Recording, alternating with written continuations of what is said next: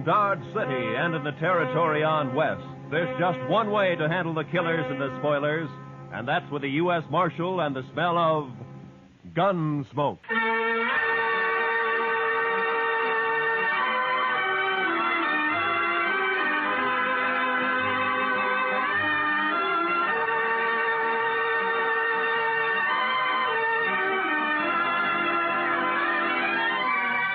Gunsmoke, starring William Conrad.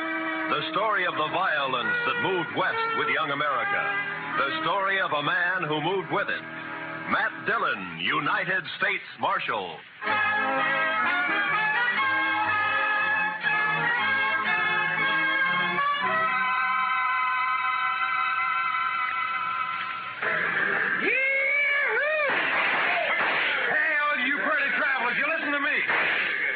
You gotta get welcome to Dodge City proper like.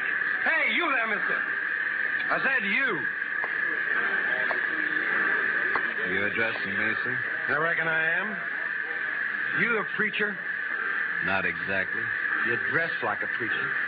If you'll excuse me. Back up, fancy pants. You ain't no preacher. I figure on making you dance some for the folks. You think you can hoorah me? Dude, I said dance. Dance or the next shot will take off one of your toes. I don't think I'd like that. Doc, no. All right, Thorne, put up the gun. Marshal, you got a wild and woolly town here. Marshal, you move aside. I'm going to make this grinning dude kick up his heels for us. I'd say that might be quite a trick, Thorne. Unless he's changed a lot since I last met him. Have you, Doc? Not for the good, Matt. I was afraid. You pasty-faced tenderfoot. I said for Shut you... up, Thorne. He's drunk, Doc. He's dead. You just don't know it yet. I'll take it good if you'd meet me later at my office. All right, Matt. To you. Well, that's sure a lot of talk. Now I'm going to shoot that dude's boot heels. Fire one shot and I'll pistol whip you, Thorne. What's that?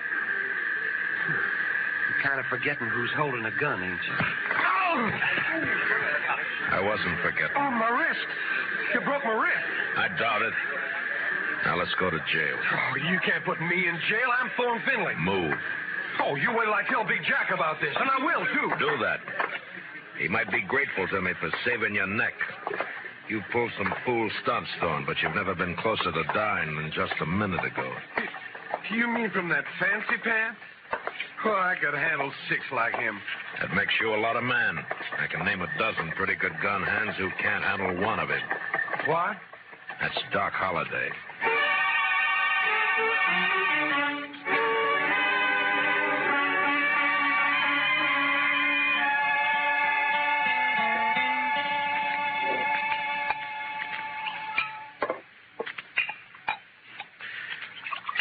There you are. Salute, Matt. Salute, Doc.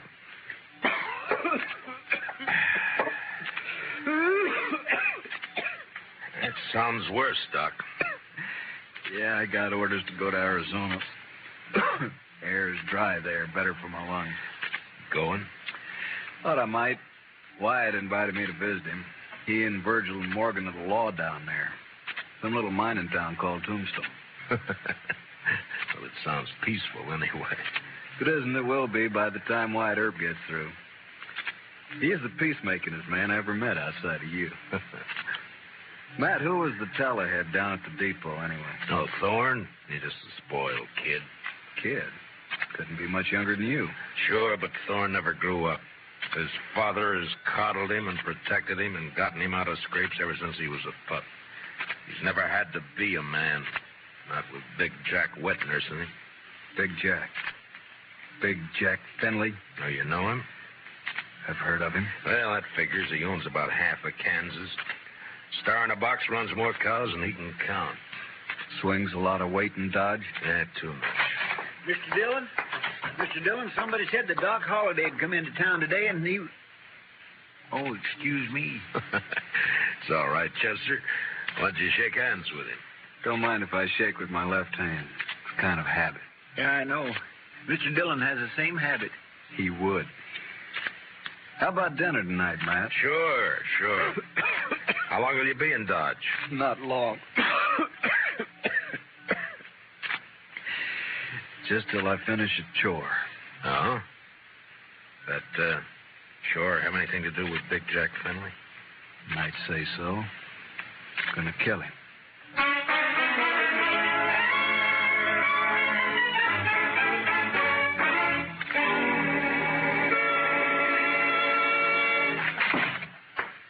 All right, Dillon.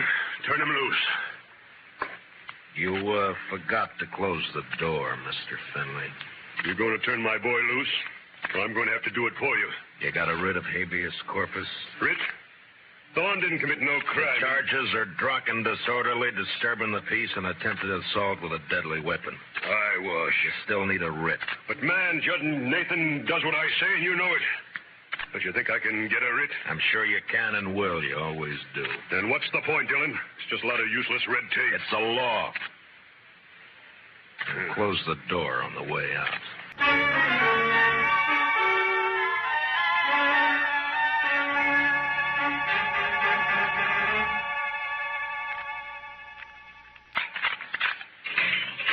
All right, Thorne. Didn't I tell you Big Jack would get me out? When are you going to learn you can't play? Save the speech. The law can't touch a Finley. You ought to get smart, Marshal. Like you? Sure, like me. Hi, Big Jack. You okay, son? Fine. Anything else, Mr. Finley? Why, yes. My boy here is a little boisterous sometimes, I know. High-spirited, you understand? Uh-huh. So?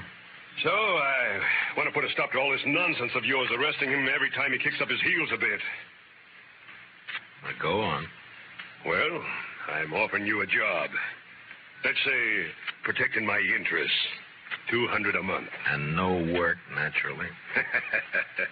I see we understand each other perfectly.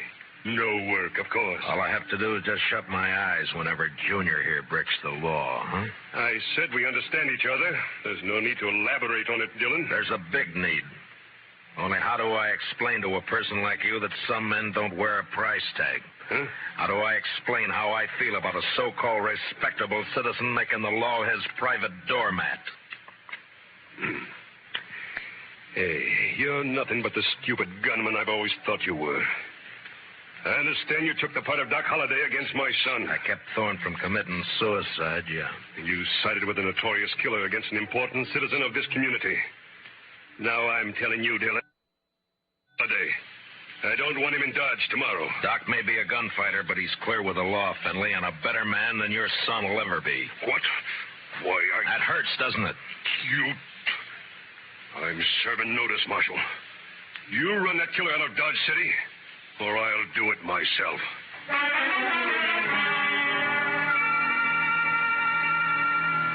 Big Jack Finley, cattleman and self-made king of southern Kansas. No better or worse than most of the men carving empires out of the West, until love for his son blinded him to the fact that Thorne Finley had gone bad. And from here on, I knew the war was on between Big Jack and me. So Big Jack Finley's going to run me out of town, huh? No, unless I do it first. Oh? I do something naughty, Matt? Well, you threatened a man's life. That.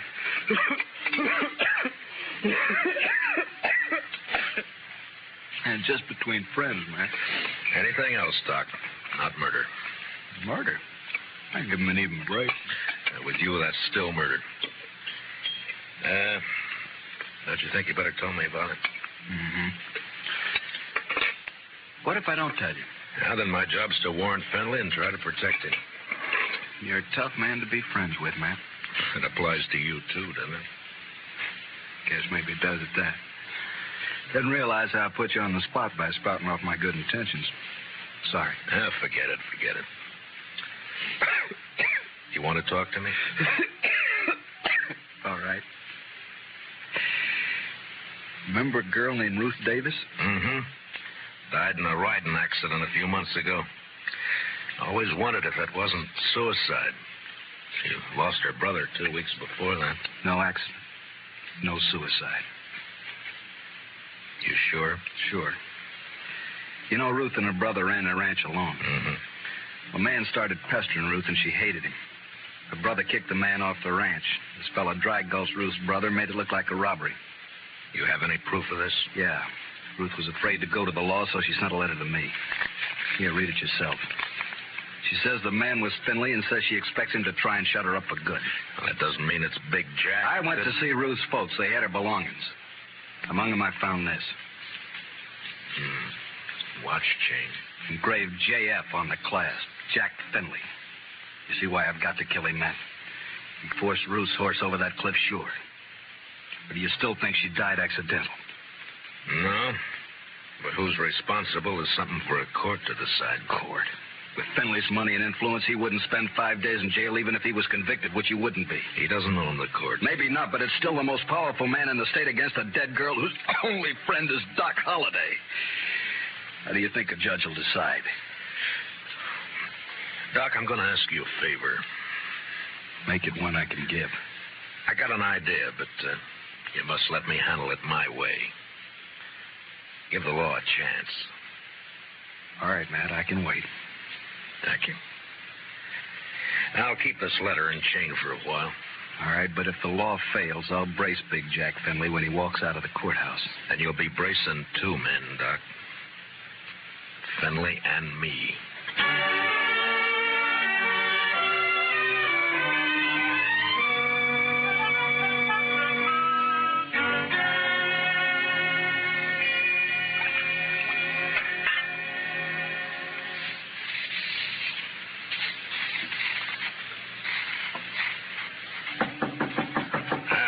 Come in. Morning, Marshal. Looks like it'll be a fine day. Well, you're up kind of early just to bring me a weather report, aren't you, Judge Nathan? Huh? Oh, well, I want to see you. Now, go right ahead. You mind if I finish shaving? No, please do. Just thought I'd chat with you about the... Dr. Finley's? Yes. It seems that Big Jack's very upset by your attitude. I'm not surprised. Feels you're a little rough on his boy. I am. But then his boy's a little rough. Yeah. Well, perhaps Thorne is high-spirited, like yesterday. Yesterday he was just plain high. Tell me, Judge Nathan, how do you like being on Finley's payroll? What? You know, you used to be a pretty decent person. Oh, you can't talk to me like... Yes, I can. I'm sending a copy of Thorne's record to the governor. Governor?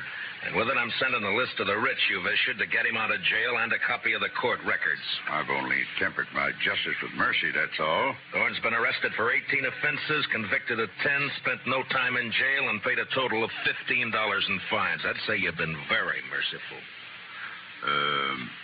You said you were sending this to the governor. You haven't actually mailed it yet? No. You got enough. Not that I don't feel justified in any decisions I've made, but such a report might cause undue talk at the Capitol. And ruin your political hopes. Well, my conditions are simple. Get off Finley's payroll now. Very well. And give me cooperation from here on, no matter who's involved. Do that and I shelve the report. I'll do it. Mr. Dillon, trouble's a-making. What kind of trouble, Chester? It's Big Jack Finley, Mr. Dillon. He's rounding up his crew at the Alfraganza. They're going to ride Doc Holliday out of town on a rail. Did you cut yourself shaving?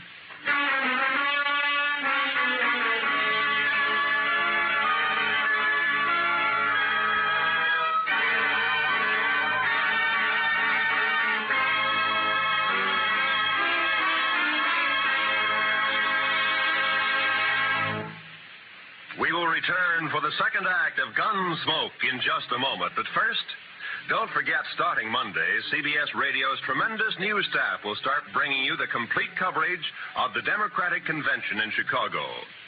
As you found during the Republican Convention, CBS Radio never misses. So, starting Monday, stay with CBS Radio all day and evening for the Democratic Convention. Now, the second act of Gunsmoke.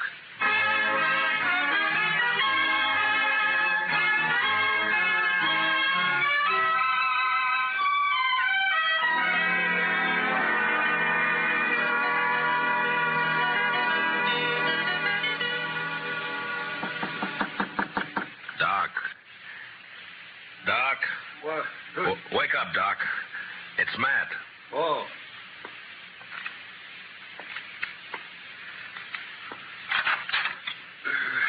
What's up? Trouble. Lots of trouble. Big Jack Finley's organizing a little citizens committee of his own hand-picked men coming to escort you out of town.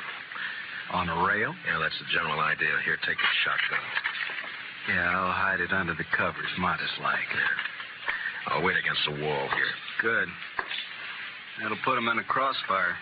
If it comes to that. There's enough of 'em, we're in a spot. Yeah, likely we are. You're risking your neck to save me some bruises. One I owe you, friend Matt. It's my job. Still one I owe you. There he is. Wrap him up. All right, stop right there. I'll shoot the man who takes another step. You think you're going to stop us, Dillon? I think so. Me and Doc. Doc. Show him, Doc. Sure thing, Marshal. Look, boys, surprise. Shotgun. I sure do love surprises. Dillon, I've got a dozen men with me. Well, sure, about 6 of them will die, Finley, if you don't crawl out of here fast. And guess who'll die first, Big Jack? You there, Moncrief. I always figured you for some brains. Get your boss out of here, quick. Sure talking sense, Big Jack. Shut up, Moncrief. You showing yellow. Oh, but, man, there's nothing here for us to die over. Listen to him, Finley. That greener Doc is holding has 18 buckshot in each barrel. He'll get slaughtered if he triggers that thing. And I'm getting edgy, Finley.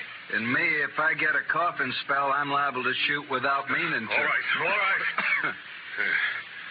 This is twice you have made a Finley back down. You'll never get a third chance. Let's get out of here.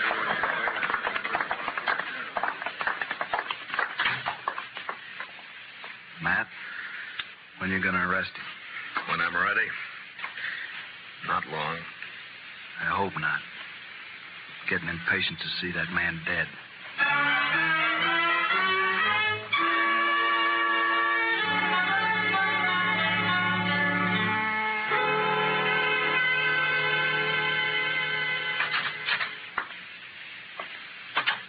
I got your message, Marshal. I hope it's important. It is, Moncrief. How long you been foreman for Big Jack? 15, 16 years. You know him pretty well. Would he be the kind to kill a girl? No, of course not. Guess he'd kill a man if he got mad enough, but he wouldn't kill no girl, Marshal. Well, I have proof that he did. A girl and her brother, but it doesn't set right. I'm hoping you can help. What's your proof, Marshal? The letter that names Finley as the man. Ruth Davis wrote it before she died. Ruth Davis. And this watch chain was found with her belongings. It's engraved on the back. I know. I was with Big Jack when he bought this chain in Chicago. It was right after his wife died. Big Jack wear it all the time? You rode the right hunch, Marshal. What? Thorne is your man, just like you figured. He had a yen for the Davis girl, but he kept it quiet. Guess he didn't want it known she throwed him over. But the watch chain... Big Jack gave that to Thorne on his 25th birthday. Whole ranch can testify to that. Good. All right, thank you, Moncrief. You, gonna try and arrest Thorne? Why? If Big Jack believes Thorne killed that girl, it'll break his heart. Broke her neck. If he don't believe it, Then? he'll protect Thorne. And, Marshal, there's not enough lawmen in the state of Kansas to make Big Jack give up his son.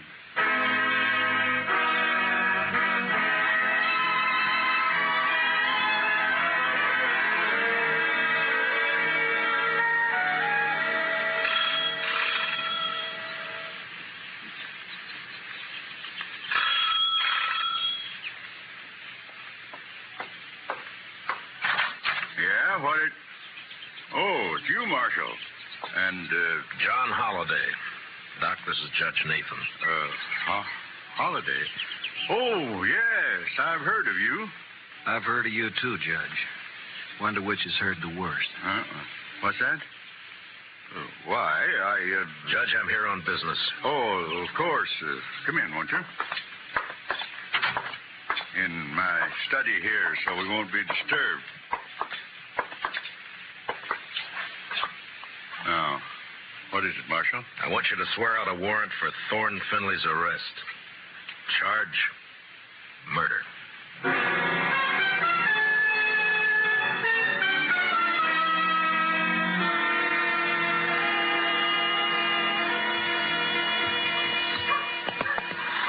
You sure you want to go with me, Doc? I'm sure. All right, hold up your right hand. Oh, no, Matt, you wouldn't make me a lawman. If you go as my deputy. I'm not letting you make this a private fight. Yeah, but my friends, if they hear I wore a star... All right, Matt, it's your show. You swear to uphold and enforce the laws of this community, the state of Kansas, and the United States to the best of your ability as deputy marshal, so help you God? All of that? All of that. I swear. Here, pin on this badge. All right, man. You know, I'm feeling this badge is going to cramp my style something terrible.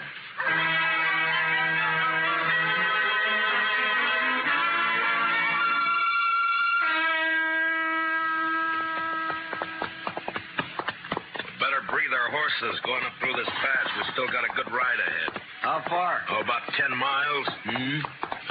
What do you think, Matt? Will they fight? Well...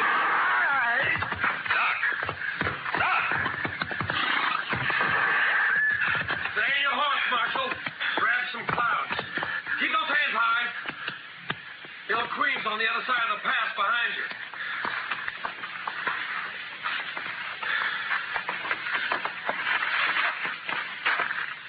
That's being smart, Dillon. Queen will drop you if you touch her gun butt. You're handy at this bushwhacking, aren't you, Thorne? If Doc... He's all right. My slug seems to have bounced off his thick skull. Good. Yeah, let's pull your teeth. Better you do it. With your left hand, reach down and across slow. Pull your gun out with your fingertips and toss it away. Nervous? Just cautious. Or maybe this queen doesn't exist, huh, Thorne? Queen! Queen's one of Dad's men, but I pay him extra to work for me. Any more questions? I guess not. There's my gun. The rifle next.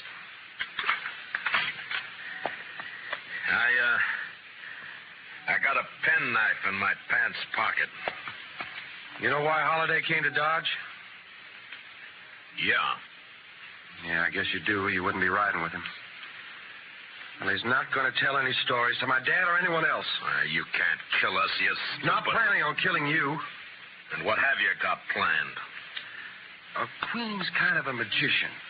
He's going to make Holliday just disappear. Folks won't care much about one of his kind. I would.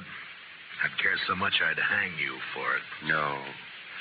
No, with Holliday gone, it's your word against mine. And you won't be able to approve a thing, Dillon. You sure of that? I'm sure. Otherwise, I'd take care of you along with Holliday. Now get on and start walking back to town. It's like I told you. Law can't touch a Finley.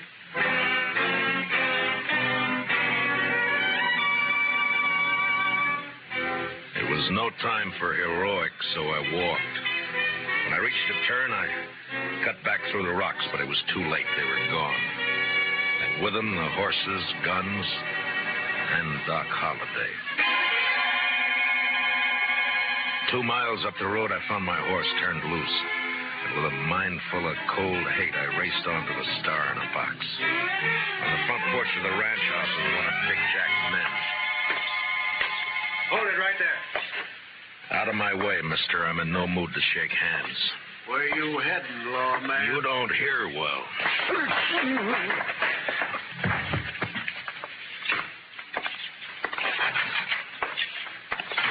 Dillon.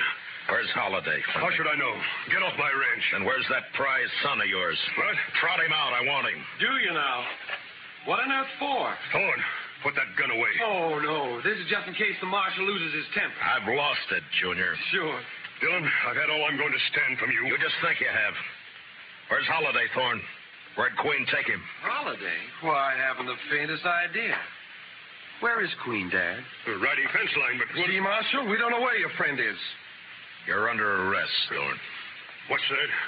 Ask him to show the warrant. Here. Read it, Finley. Oh, no. No, that's not possible. The judge wouldn't issue a warrant without proof. He has proof, Thorne. This is a lie. Thorne couldn't be guilty of murder. No. Take a look at his face. Son. Daddy's trying to frame me. Don't let him get away with this. No, I won't. I won't. Get out, Dillon. Man, open your eyes. This is not going to help You heard me. I don't believe you, your warrant, or your proof. I believe my son. So get off this ranch. Get out of the state. You let me see you again, so help me, I'll kill you myself. Forget me. You're bucking the law. You I can't make my own law. So do I. Doc Holliday. But you're supposed to be dead. Queen was supposed He's to... the one who's dead. I carry a knife in my boot just for men like him. Thorne, God help me. You are guilty. He sure is. And if he knows any prayers, he'd better get them over with. No, Doc. He goes back with us as our prisoner. You're wrong, Marshal. I'll take care of my son. Dad, no. You rotten, lying murderer. Please don't, I Dad. should have strangled you Stay in away the from me. cradle when you were... Stay away, I'll shoot. I'll shoot you all. Finley, look out! I threw myself at Finley, and both of us hit the floor, rolling away from Thorne as he raised his gun to fire. Then in the doorway, the blood-stained, terrible figure of Doc Holliday went into action. His pale hands blurred over his holster. Ruth Thorne.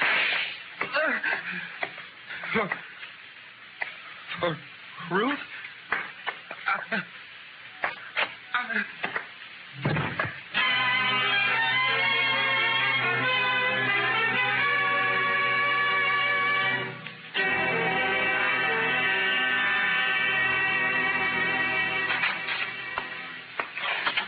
Ready to leave, Mr. Holliday. Thanks, Chester. You sure you won't stay around a while, Doc? Yeah, we're good friends, Matt, but you're a peace officer. I guess I'm not a very peaceful man. You could be, Doc. No, I'm not going to change, and you shouldn't. Law needs men like you. No, if I stayed, there's too good a chance I might cross you. Yeah? Then I'd have to meet you over gun barrels, and it's one thing I'm afraid of. So long, Matt.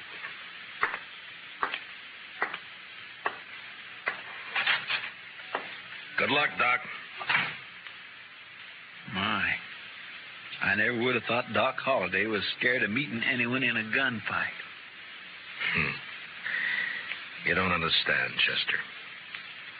Doc's afraid because he might beat me.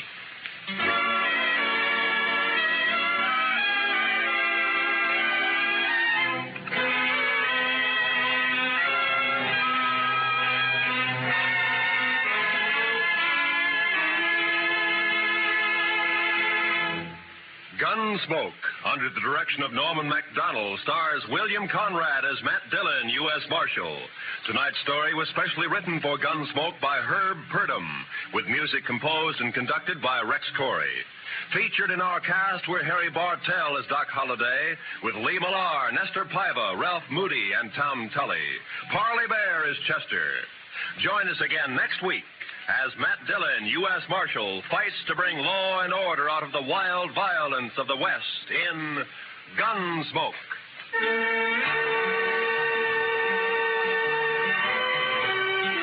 Sunday evenings, we invite you to join lovely Doris Day, Spring Byington playing a December Bride, and Audrey Totter as Millie. They're here on most of these same CBS radio stations. This is Roy Rowan speaking. This is the CBS Radio Network.